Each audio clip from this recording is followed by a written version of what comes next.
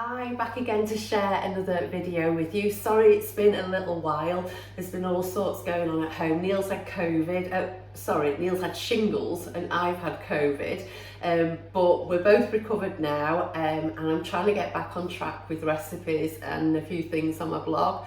So today I thought I'd kick off with a birthday cake that I made a few weeks ago for my best friend's 60th, and it was a big hit. So I thought I'd share with you how I made it, should you fancy giving one a whirl too. Okay, so I'm going with this angle today. I hope it works all right for you, and I'll be able to show you a few things close up as well. I'm going to write the full recipe below in the description, so I'll write the size of the tins I'm using and everything like that. So first up, I'm just going to line the tins, but I'm just going to line the base of the tins because I'm using a loose bottom tin.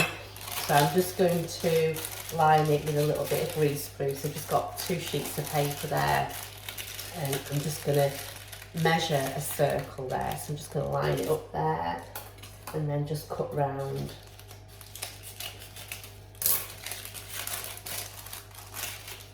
That looks like it's still a little bit big, so I'll just grab it smaller.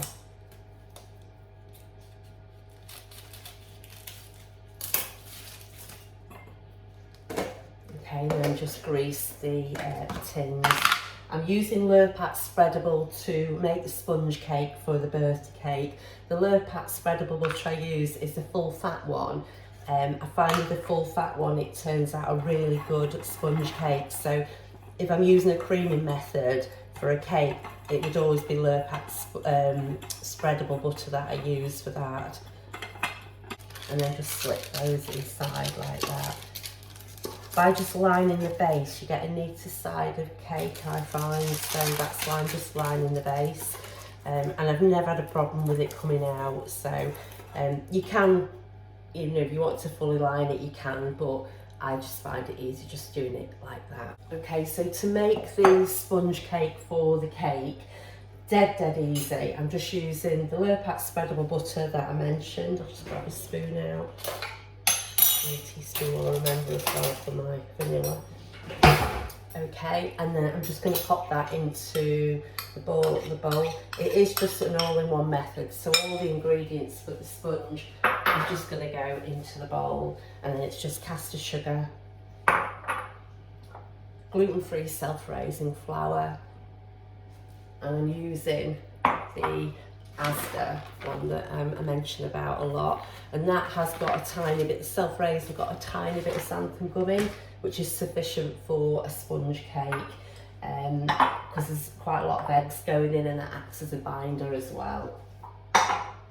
Okay, and then I'm going to pop my eggs in. So I've got 3 eggs going in there, and they're just at room temp. Okay, and then I'm going to put the vanilla extract, which is gluten-free. I know I mention all the time, but just in case you're watching this video as a one-off, things like extract, you have to check it's gluten-free. Okay. I like to go quite heavy with the vanilla extract because I like that flavour in the cake. Okay, I don't need that for now. And then I'm just going to whisk all of this up in the bowl until it's smooth and creamy. Just give it a little stir around, otherwise it'll all go all over the show.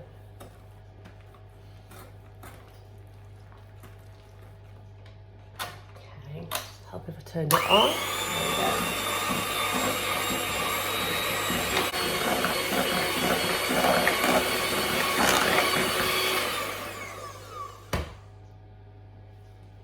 Stop it and then just give it a bit of a scrape down there.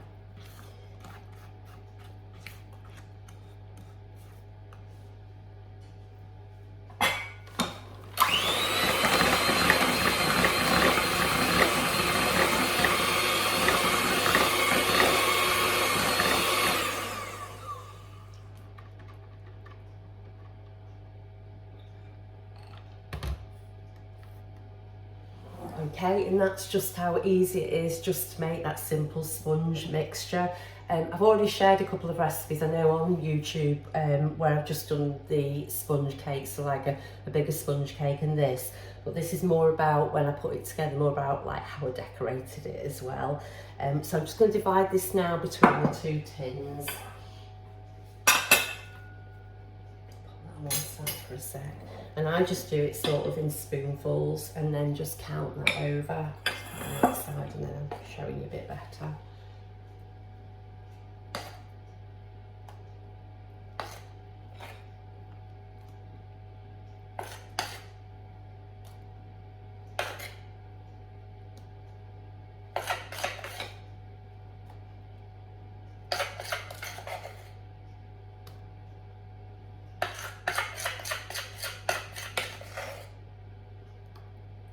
Count a bit now, so I'll just do by eye a little bit and hope for the best.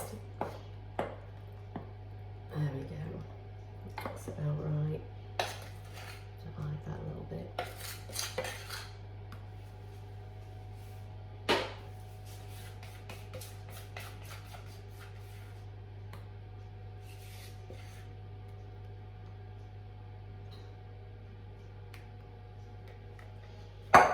Okay, and then just give it a bit of a wobble to level them out. Okay, and then I'm just going to pop those both in the oven. I'm going to bake them for 25 minutes. There we go. So the sponges actually baked for about 27 minutes in the end. I checked them after 25, but they just needed a little bit longer. And you can tell when they're done because they're just soft and well, firm and springy in the middle when you press them. So I'm just going to leave those in the tins for about 5 minutes, and then I'm going to turn them out onto a cooling rack, because just if you turn a cake upside down, apparently I've been told that the moisture goes to the bottom of the cake and it makes it better for eating. So I'm all for anything that sounds good, so I'm going to do that in about 5 minutes. And I mentioned to you about it being fairly easy to get the cakes out of the tin, and I just thought I'd just show you how easy it is. Okay. There we go.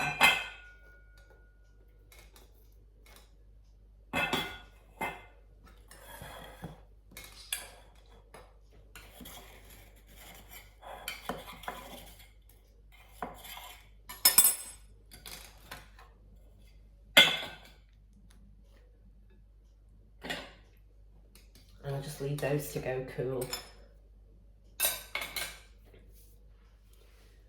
While the cake's cooling, I find it's a really good time then to pop the buttercream together. So in the bowl here, I've just got some butter that I've left out for quite a while this morning, for a couple of hours, just so it's softened.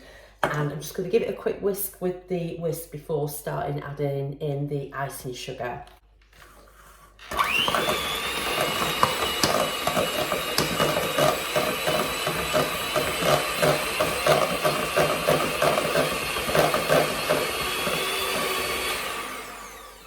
So when it's nice and softened like that, then just going to add the icing sugar into it. I've sifted the icing sugar already. Definitely say sift the icing sugar. And if you do it beforehand, it always seems a bit of a chore sifting icing sugar. I don't know why, but if you have it ready in a bowl, it just makes the process of making buttercream that bit nicer, I think. So I'm just going to stir in the icing sugar before I pop the mixer back on again, because otherwise it just flies all over the show.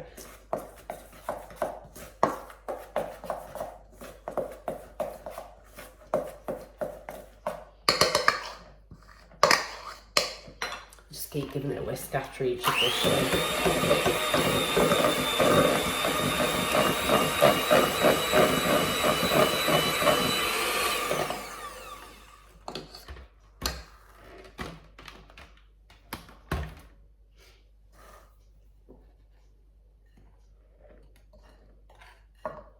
I always get a bit impatient. I don't know why when I'm making icing sugar, and I should really just enjoy the process. It's silly, isn't it?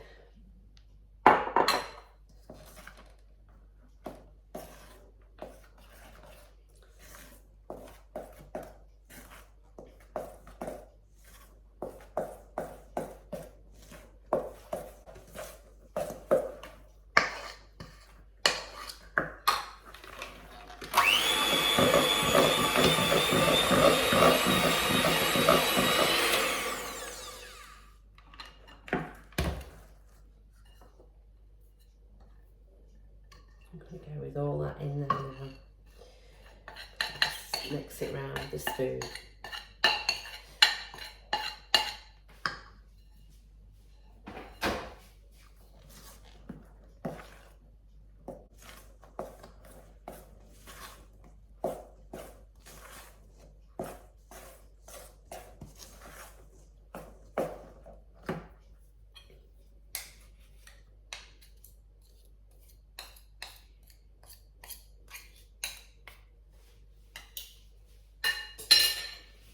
And then to that, I'm just going to add a couple of drops of, a couple of teaspoons, sorry, of vanilla extract again. Again, I go a bit heavy with the vanilla extract, but you don't have to add it at all. Or you just want to add 1 teaspoon and that will be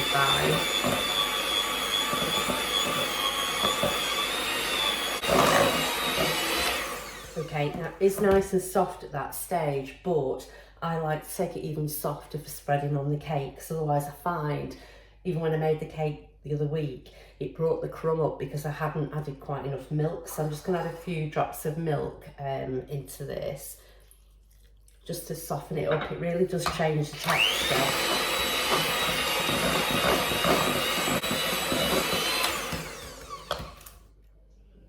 Even a little bit more.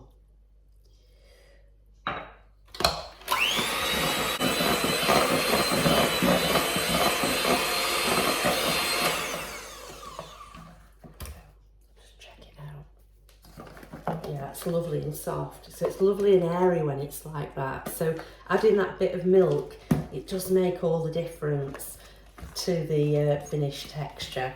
So that's all good to go, and I just need to hang on a little bit longer because the cake's not quite cool, but as soon as it is, I'll pop it together. It has cooled now. It's really tempting to start sort of putting together when it's sort of still slightly warm, but don't try and resist, because otherwise the buttercream will just all melt in the cake.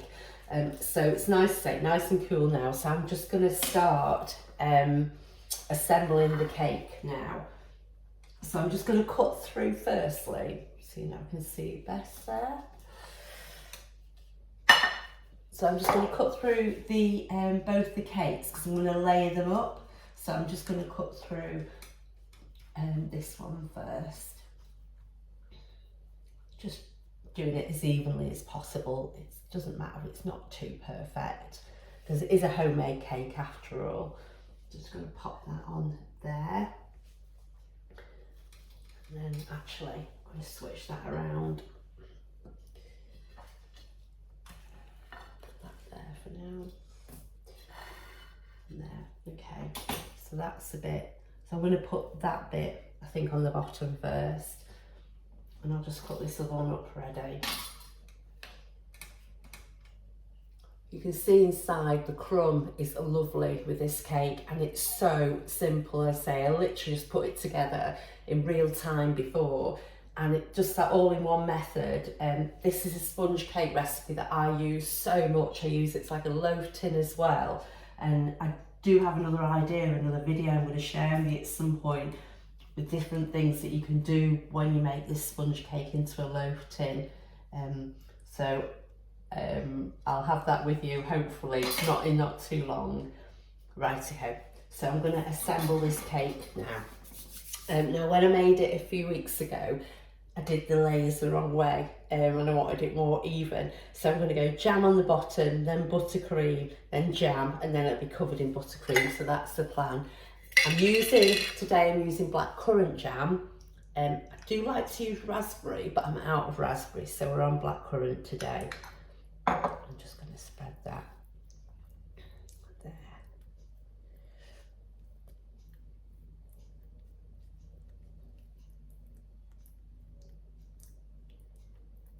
Because this jam is so nice, you can be quite generous with it as well. So that, I'm just going to pop that one there.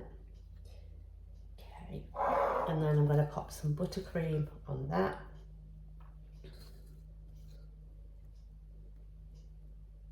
I'm going to just spread that over.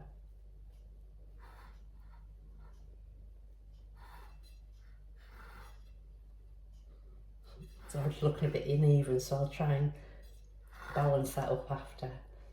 Okay, so Just spread that buttercream on there like that. And that's what I was saying before about the buttercream being soft, because if that's not soft, it just honestly brings all the crumb up and it can end up being a right mess. Okay, so I'm going to go with that there because I think that'll even that out a bit. So the next bit's going to be jam. Again on there.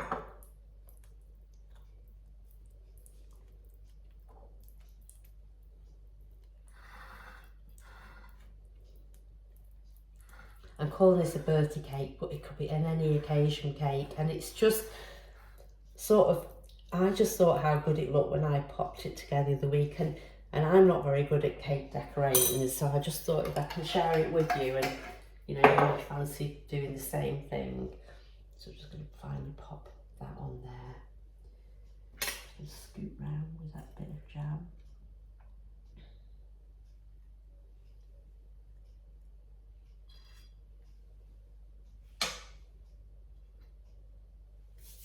Okay, and then it's just to decorate the sides. Then decorate, it's just to actually ice around the sides with the buttercream. Okay, so, and on top as well. So I sort of felt it was easier to do top first. Now bear in mind this is going to be covered in sprinkles, so it doesn't have to be super smooth. I don't have one of those gadgets either that the little glider things that smooths the cake out. I don't, so I'm just relying on a palette knife. And as well, you can, if you want, you can leave the top plain. I might not have so many sprinkles to go on the top because I don't know whether I've estimated enough sprinkles, but you can just leave the top plain and just sprinkle around the side. It's entirely up to you. I just thought I'd just share with what I did the other week, and then it's all about sort of giving a few ideas in case you may want to use them. It is a very domestic cake, this, so I'm not worrying too much that the jam is coming through. I mean, I know it's not ideal, but it is going to be covered in sprinkles. Yeah, the buttercream's not very soft. It's definitely going to bring up the cake crumbs. That doesn't look very even on top, but I'm not too worried.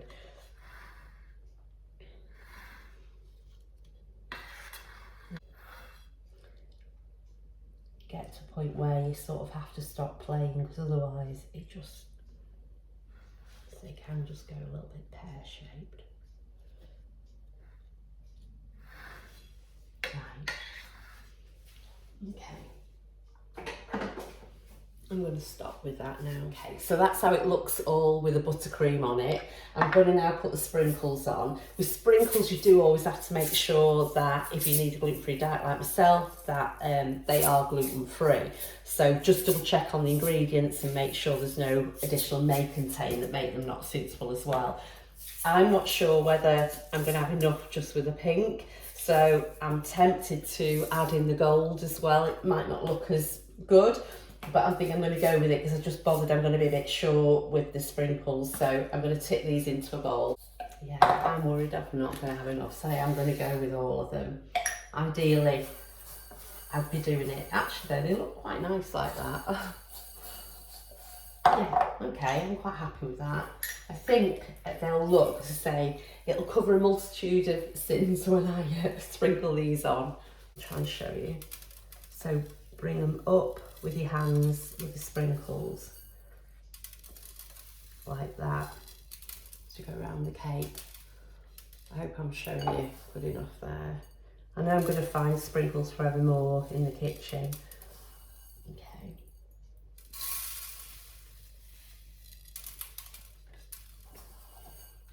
Show you again. So just get a handful and go up the side of the cake like that.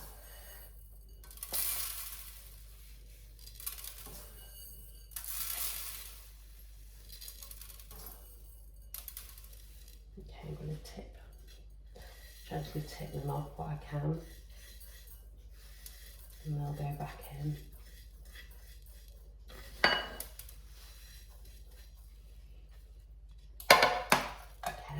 And for the top then, I'm just going to sprinkle over the top of the cake.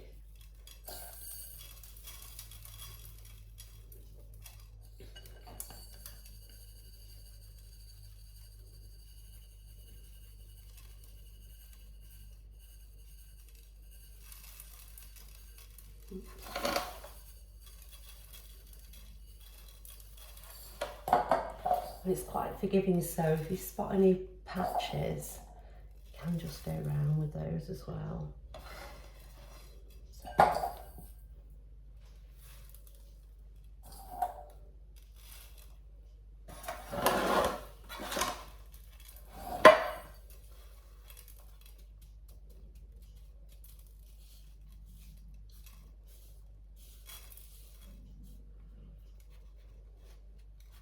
There we go, and that's the finished cake.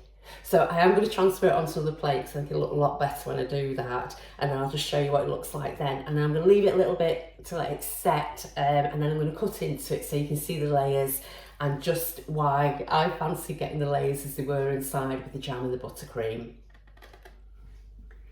Okay, so that is the finished cake, and it looks so much better when it's popped onto a fresh plate. With me using buttercream for the cake, and the buttercream has got milk in there, it does now need to be stored in a cool place before it's eaten. So ideally, if you wanted to make the cake, you can do the sponge cake the day before, that would be absolutely fine, and then assemble it on the day you're going to eat it. But ideally, I would say for the nicest thing, the sponge is nice when it's made fresh, so if you make it all on the day, then that would be perfect. And now I'm just going to cut into it just so you can see what the layers are like inside.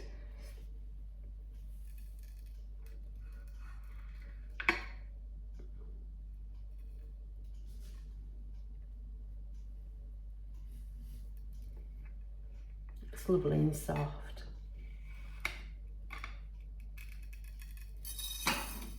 I knew those would go everywhere. Okay, and that's what it's like inside. So it's lovely and soft, just the perfect birthday cake. As I say, dead easy to pop together. I'll just show you how it looks then, that way. Okay, so I'm really pleased with that. So say the full recipe for this is going to be written below in the description, so just click on that. Okay, so that's just an idea for a nice, simple, gluten-free birthday cake. You can just use the base recipe to create whatever you want instead of using sprinkles or anything like that.